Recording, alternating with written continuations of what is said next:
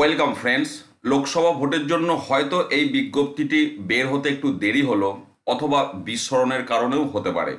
সচরাচর দেখা যায় যে কোয়ার্টারের জন্য বিজ্ঞপ্তিটি প্রকাশিত হয় সেই কোয়ার্টার শুরুর দিকেই এই বিজ্ঞপ্তি সামনে এসে যায়। কারণ আমরা জানি বিভিন্ন যে স্মল সেভিংস তার সুদের হার প্রত্যেক কোয়ার্টারে রিভাইজ হয়, এবং সচরাচর সেই কোয়ার্টার শুরু হওয়ার আগে সেই বিজ্ঞপ্তি এসে যায়। তারপর প্রভিডেন্ট ফান্ডের বিজ্ঞপ্তিটা 7-10 দিন পরই সামনে এসে যায়।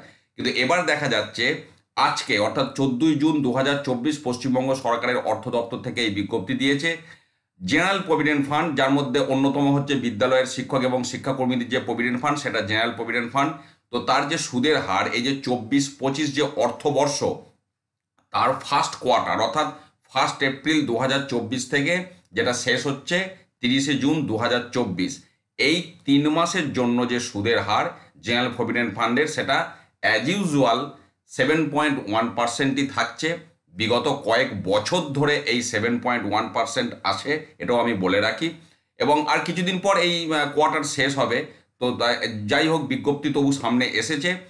আমি আবার বলছি, 2024-25 অর্থবর্ষের ফার্স্ট কোয়ার্টারে জেনারেল প্রভিডেন্ট ফান্ডের সুদের হার ঘোষণা হলো, তার বিজ্ঞপ্তি আজকের ডেটে পাবলিশড হয়েছে 7.1%। এবং এই জেনারেল প্রভিডেন্ট ফান্ডের সাথে আরও কিছু সিমিলার প্রভিডেন্ট ফান্ড আছে, তাদের ক্ষেত্রেও এই বিজ্ঞপ্তি প্রযোজ্য। সেখানে সেই লিস্ট এখানে দেয়া আছে। সমস্তটাই আমি আপনাদের সাথে শেয়ার করলাম। ভালো থাকুন, সুস্থ থাকুন, ধন্যবাদ।